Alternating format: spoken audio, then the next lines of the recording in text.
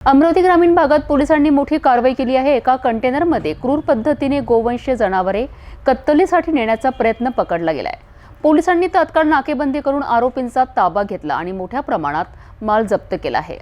तपास police station लोणी करीत आहेत। ही कारवाई कशी घडली पाहूया सविस्तर। पोलीस अधीक्षक विशाल आनंद यांच्या मार्गदर्शनाखाली अमरावती ग्रामीण पोलीस पथकाने मोठी कारवाई केली आहे। 11 नोव्हेंबर रोजी पोलीस उपनिरीक्षक विशाल रोकडे व त्यांचे पथक पेट्रोलिंग करीत असताना गोपनीय बातमीदाराकडून माहिती मिळाली की कारंजा लाड ते अमरावती रोडवर एका कंटेनरमध्ये गोवंशीय जनावरे क्रूर पद्धतीने बांधून कत्तलीसाठी वाहतूक केली जात आहे। पोलिसांनी लोणी रोडवरील नाकेबंदी करून वाहन थांबवण्याचा प्रयत्न केला। वाहन पळून जाण्याचा प्रयत्न करीत होते, परंतु पाठलाग करून ते पकडण्यात आले।